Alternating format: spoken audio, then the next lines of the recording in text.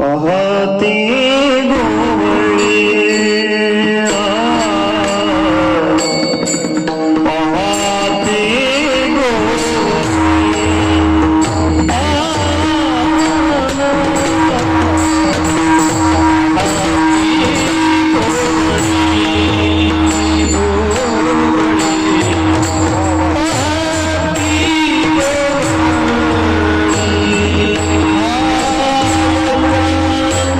Krishna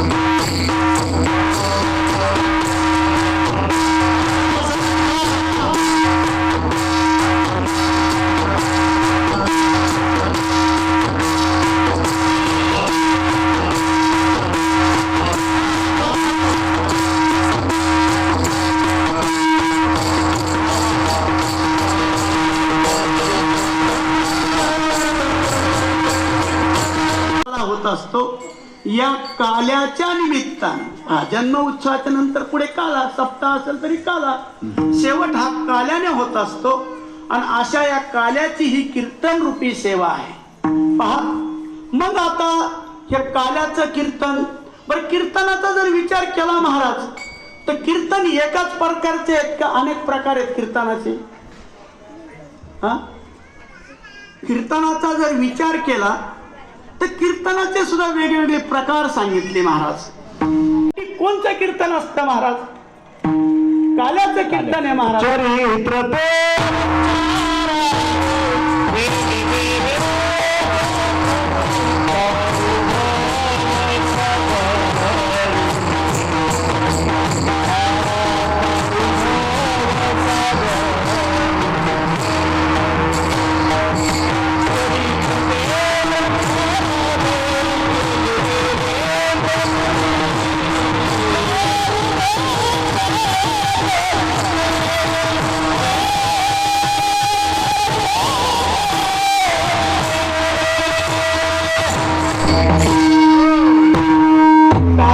कीर्तनाचं बंधन सांगितलं महाराजांनी आता प्रमाणामध्ये तेच सांगितलं. काय कीर्तनकारावर बंधन आहे म्हणले? काल्याच्या कीर्तनामध्ये कीर्तनकाराने जे गोकुळामध्ये जे चरित्र केलं ते चरित्र त्या ठिकाणी सांगितलं पाहिजे.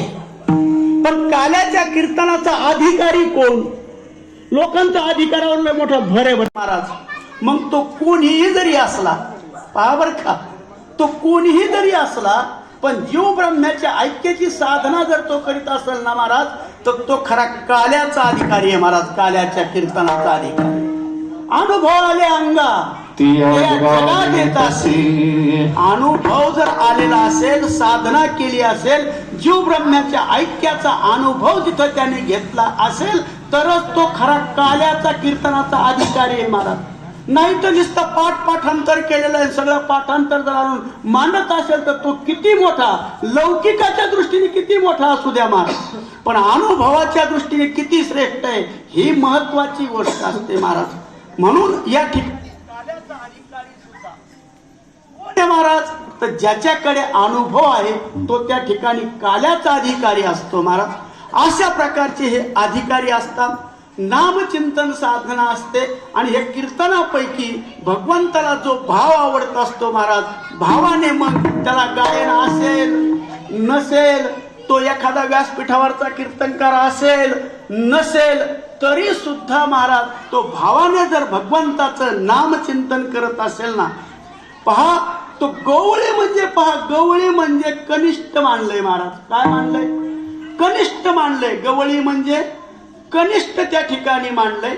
आणि या कनिष्ठाच तो काय करतोय? उष्टावळी खातोय महाराज. कोणाची? कनिष्ठाची. पाहती गोवाडी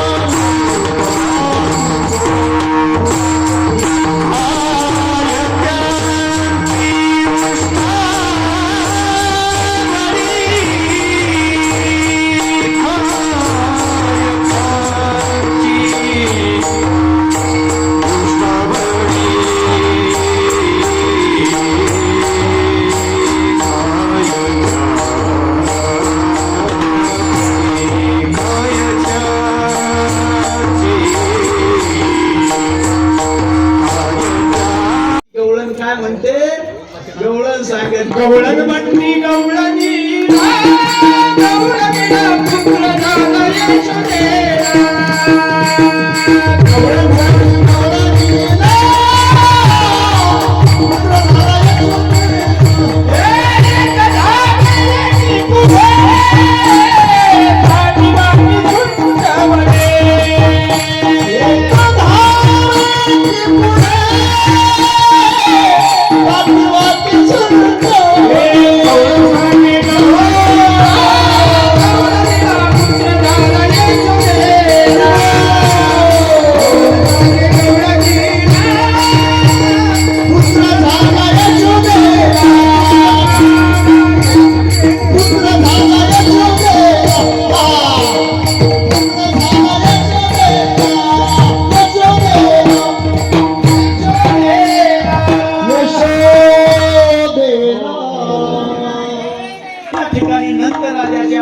मंदिरामध्ये गवळणीची गर्दी झालेली आहे महाराज.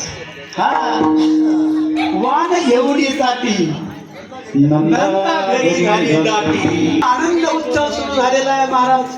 आणि असा हा बाळकृष्ण त्या ठिकाणी जन्माला आल्याच्या नंतर त्यांनी बाळ अवस्थेत छोटा असताना अनेक लीला केल्या महाराज. पुतना राक्षसीला त्या ठिकाणी दूध नाही तर प्रचार करून तिलाही त्या ठिकाणी मोक्ष दिला महाराज.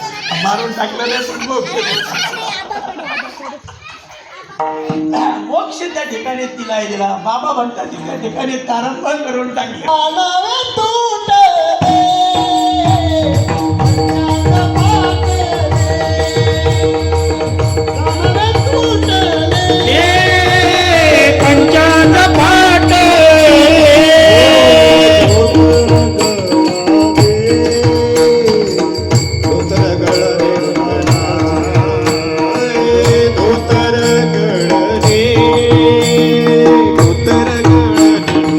असेल चौधरी महाराजांनी खूप अशा चांगल्या प्रकारे आम्हाला मार्गदर्शन केलेलं आहे.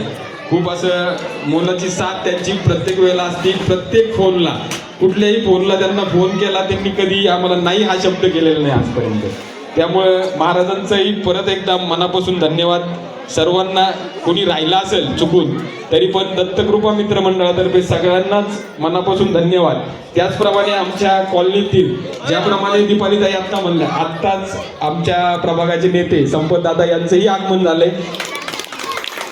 त्यांचंही मनापासून धन्यवाद. वेळात वेळ काढून त्यांनीही आज वेळ दिलाय आम्हाला. खूप अशा बिझी शेड्यूलमधून वेळ द्यावा लागतो. त्याचप्रमाणे मी सांगितलं आत्ताच की खूप अशी मोलाची साथ असते आणि वेळ पण ते देतात. त्यामुळेच आपल्या प्रभाग हा गेल्या 10 ते 15 वर्षामध्ये खरंच कायापालट झालेला आहे आणि असाच पुढेही होणार आहे. मी आता या ठिकाणी बाळासाहेबांना विनंती करतो त्यांनी संपत दादांचा सत्कार करावा. आज आपल्या दत्त जयंतीच्या कार्यक्रमानिमित्त उपस्थित सर्वच मी का फार आपला वेळ घेणार नाही आणि फार बोलणार नाही, पण आध्यात्मिक धार्मिक हे काम ज्या भागामध्ये जास्त चालतं ते म्हणजे आपला प्रभाग आहे.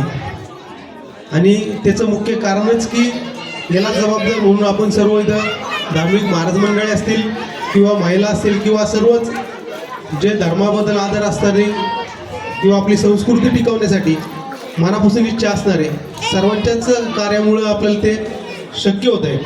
आणि आध्यात्मिक आणि धार्मिक माणूस जर असला तर 100% घरामध्ये सुद्धा आपली पुढची पिढी ही चांगली घडण्यास मदत होती. याची परिस्थिती ज्याला त्याला आपल्या वागण्यातून किंवा आपल्या कुटुंबासमोर जे चाललंय त्याच्यातून दिसत असते.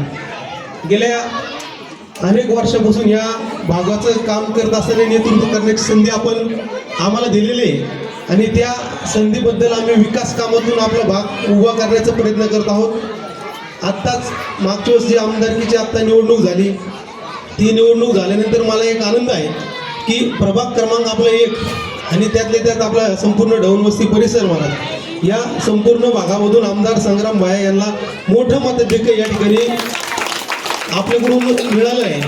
तर मी निश्चित सांगतो की येणाऱ्या काळात आपल्या भागातील रस्ते असतील, ओपन स्पेस असतील किंवा इतर कुठल्याही प्रकारच्या सुविधा असो, ते कुठल्याही प्रकारची सुविधा किंवा कुठलाही प्रकारचा प्रश्न म्हणजे जर विकास कामाबद्दल जर आपण घेतला, आता इथे यातने आम्हाला बी रस्त्याने ते थोडं गडगड आम्हालाच होते, आम्हाला वाईट वाटतं बघून. पण पुढच्या दत्त जयंतीच्या ते सगळं झालेलं असेल या ठिकाणी मी असं तुम्हाला जाहीररित्या सांगतो की जेणेकरून आपल्या भागाचा विकास करणं हे आमची काम आहे आणि ती संधी तुमच्यामुळे प्राप्त आहे. त्याबद्दल मी तुमचे पुन्हा एकदा आभार मानतो आणि असाच आध्यात्मिक धार्मिक कार्यक्रम आपण सातत्याने या ठिकाणी या प्रांगणात घेत राहू अशी मी या ठिकाणी आशा इच्छा व्यक्त करतो. थांबतो. धन्यवाद.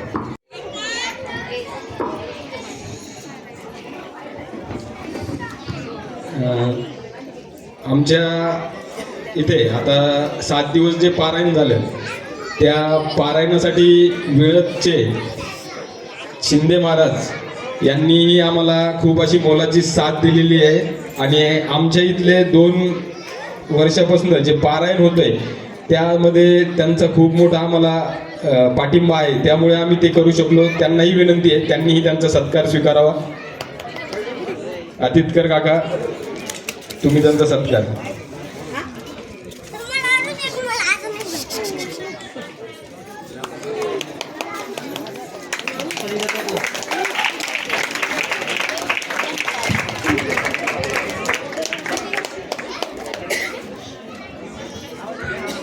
आज आपल्या या दवणवस्ती राजनगर भागामध्ये दत्तकृपा मित्रमंडळ दत्त महाराजांच्या कृपेने दत्त जयंतीच्या निमित्ताने चौधरी महाराज यांच्या मुखातून आपण छान असं कीर्तन ऐकलं आणि त्यांनी आपल्याला काला का गरजेचा, काल्याचं कीर्तन का करावं याचं महत्त्व सांगितलं. त्याबद्दल मी सगळ्यांच्या वतीने महाराजांचे मनापासून आभार मानते.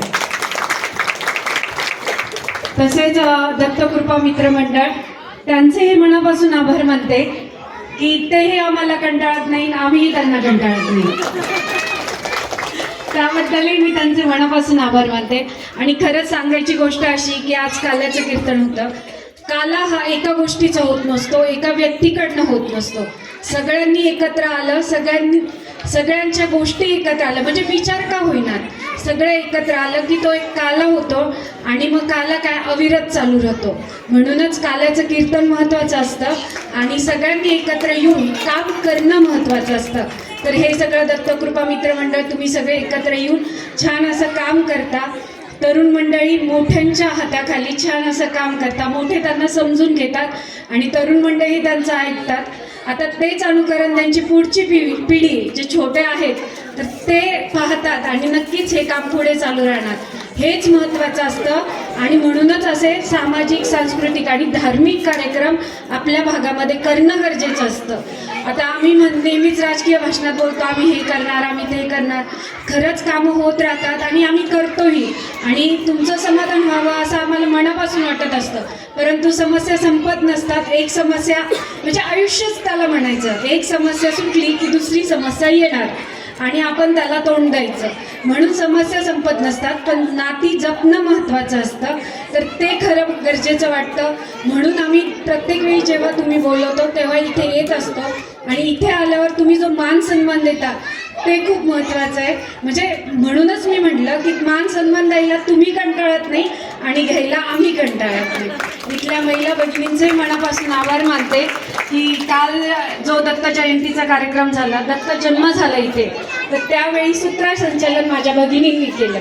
मी फक्त महिला दिनाच्या वेळेस म्हटलं होतं की आपल्याला नेहमी महिला दिनांचा कार्यक्रम असू, महिलांचा कार्यक्रम असू तर सूत्रसंचालन सगळे पुरुष मंडळी करतात, तर आपल्या महिला भगिनीने करायचं आहे.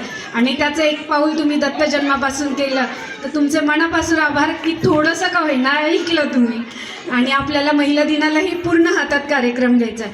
म्हणजे हे सामाजिक धार्मिक कार्यक्रम याचा उद्दिष्ट असा असतो की सगळ्यांनी एकत्र यायचं, सगळ्यांचे आचार विचार, यालाच कदाचित काला म्हणत असावा की सगळ्यांचे आचार विचार एकत्र आले, एकमेकांना समजून आणि चांगले आचार विचार जर एकमेकांना सांगितले तर त्यानेच आपली समृद्धी होत असते. विचारांची देवाणघेवाण केली तर आपल्या विचारात, आपल्या वृत्तीमध्ये वाढ होत असते. म्हणून हे सगळे कार्यक्रम होणे गरजेचं आहे. पुन्हा एकदा सगळ्या राजनगरला, सगळ्या दत्तकृपा मंडळांना मी मनापासून आभार मानते की ते आमचा मान सन्मान केला. महाराज तुमचंही मनापासून आभार की मागच्या वेळी तुमचं प्रबोधन आम्ही ऐकलं होतं, यावेळी ऐकण्याचा योग आला, तर तुमचंही मनापासून आभार. आढा महाराजांचं तर काय नेहमीच आम्ही म्हणजे त्यांचंही आम्हाला नेहमी सहकार्य असतं आणि आम्ही त्यांचं नेहमी ऐकत असतो, तर त्यांचंही मनापासून आभार. आणि माझे सगळे पितांसारखे असणारे आमच्या ढवणवस्तीचं सगळं भजनी मंडळ की ते नेहमी आम्हाला प्रेरणा देत असतं आणि नेहमी योग्य मार्गदर्शन ही करत असतं की नाही तुम्ही असं केलं पाहिजे, तुम्ही तसं केलं पाहिजे. सुभाष महाराज कुलकर्णी, पुण्य महाराज, सगळ्यांचे मनापासून आभार की प्रत्येक वेळेस सहकार्य, मार्गदर्शन आणि आशीर्वाद हे सगळं असल्याशिवाय आम्ही लहान जे आहोत ते काहीच करू शकत नाही आणि ते तुमच्या सगळ्यांच्या आशीर्वादाने आणि सहकार्यामुळे होतं. तर तुमच्या सगळ्यांचे मनापासून आभार. पुन्हा एकदा आपल्या सगळ्यांनी माझं 2 शब्द ऐकले त्याबद्दलही सगळ्यांचे मनापासून आभार. आणि दत्तकृपा मित्रमंडळाच्या वतीने सांगते महाप्रसाद घेतल्याशिवाय कोणी जाऊ नये. माझं एक काम कमी केलं. धन्यवाद ताई. आता सर्व नागरिकांना विनंती आहे, कुणी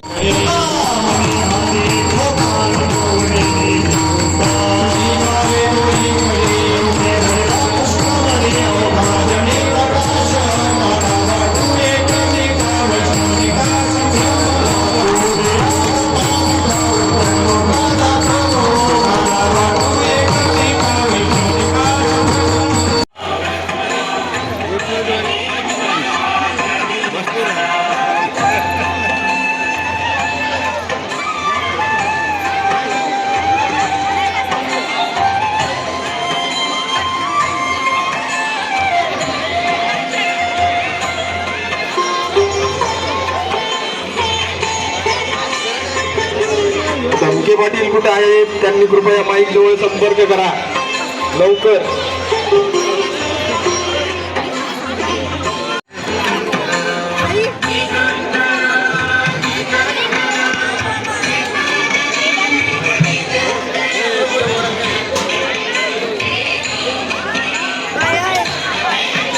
कुणीही महाप्रसाद घेतल्याशिवाय जाऊ नये. कृपया दत्तकृपा मित्रमंडळातर्फे सर्वांचे स्वागत. सर्वांनी महाप्रसादाचा लाभ घ्या.